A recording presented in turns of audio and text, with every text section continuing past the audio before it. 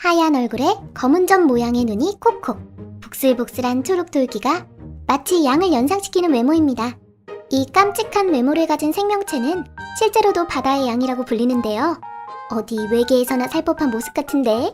사실 이 생명체는 바다 달팽이의 일종으로 코스타시엘라 크루시메라는 학명을 가진 수중생물입니다. 외국에서는 주로 나뭇잎 양이라는 애칭으로 불리고 있는데요. 주로 일본과 인도네시아, 필리핀 근처에서 발견되는데 최대 5mm 정도만 성장하는 아주 작은 달팽이로 몸이 너무 작아서 쉽게 눈에 띄지 않는다고 해요. 외국에서 나뭇잎 양이라고 불리는 것처럼 양처럼 보이면서도 털같이 나 있는 부분은 나뭇잎처럼 녹색인데요. 주변의 상황에 맞춰 색깔을 변화시킬 수 있는 보호색 능력도 가졌다고 합니다. 녹색, 분홍색, 노란색 등 다양한 색깔을 만들어낼 수 있다고 하죠. 그런데 바다양에겐 특별한 능력이 있다고 해요. 바로 식물이 아닌데도 불구하고 엽록체를 이용해 스스로 광합성을 할 수 있는 것인데요. 쉽게 말해 자가 태양열 발전을 할 수 있는 바다 민달팽이라고 생각하면 되겠습니다. 바다양은 햇빛이 닿을 수 있는 수심 9에서 18m 아래에서 해조류를 먹으며 서식하는데요. 이때 해조류에 들어있는 엽록체는 소화시키지 않고 따로 소화기관에 저장한다고 합니다. 바로 저 녹색 부분의 잎사귀처럼 생긴 곳이 바다양의 소화기관인데요. 해조류에서 뽑아낸 엽록체를 저 등 뒤 잎사귀 부분에 격리시켜서 보관하는 거죠. 해조류에서 섭취한 엽록체 등의 색소가 격리되는 현상을 클렙토플라스티 현상이라고 부릅니다. 클렙토는 도둑질이란 뜻이고 플라스티는 색소란 뜻이니까 색소 도둑질 정도로 번역해 볼 수 있겠네요. 그렇게 따로 저장한 엽록체는 바다양이 필요할 때마다 꺼내서 사용할 수 있는데요. 최대 10개월 동안 엽록체로 광합성을 수행하면서 에너지를 얻는 것입니다. 즉 10개월 동안은 먹이를 찾아다니지 않아도 굶어 죽을 일이 없다는 말이죠. 마치 겨울잠을 자기 위해 몸의 식량을 비축하는 북극곰 같은 느낌이라고 할까요?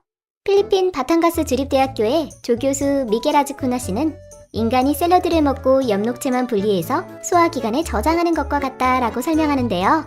이 말을 듣고 분명 이렇게 생각하는 사람도 있을 것 같아요. 뭐야, 간단하잖아? 식물의 엽록체만 훔쳐서 동물세포 어딘가에 격리시켜 놓을 수만 있으면 동물도 광합성을 할 수 있는 거 아니야? 라고 말이죠. 하지만 대부분의 동물에게 이것은 불가능한 일입니다. 광합성을 하기 위해선 세포 내에서 광합성에 필요한 수많은 단백질이 발현돼야 하기 때문인데요.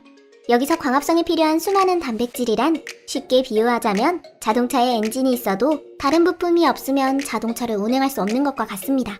그리고 바로 이 부분이 바다양이 특별하다는 것인데요. 바다양은 엽록체 획득과 사용 및 유지 보수에 대한 유전자 정보 등 광합성을 위한 모든 부품을 갖춘 동물입니다.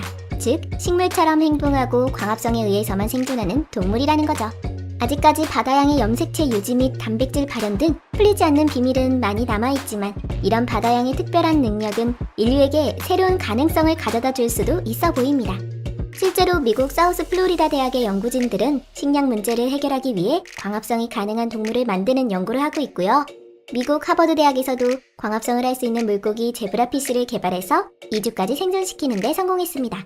이렇듯 바다양에 대한 연구가 성공적으로 이루어진다면 가까운 미래에는 동물이 광합성을 할 수 있는 기술을 개발해서 기아나 식량 문제를 해결할 수 있을지도 모릅니다. 그렇지만 아직까지 현재의 과학기술론 동물세포에 식물 유전자를 넣는 연구 자체가 상상을 초월하는 일이라고 하는데요. 광합성에 필요한 유전자가 무려 3000에서 3500개나 된다고 해요. 그런데 이렇게 중요하고 귀여운 이번 영상의 주인공이 인간들에 의해 생존 위협에 직면하고 있다고 합니다. 기후변화로 인해 생겨난 강한 파도와 해류가 회오리 모래바람을 만들어 바다양의 서식지인 해조류를 뿌리채 뽑아내고 있고 또 인간들에 의해 버려진 약 1조 8천 개의 플라스틱 조각과 미세 플라스틱은 입을 막거나 소화기관에 축적되어 바다양을 죽음으로 몰아넣는다고 합니다.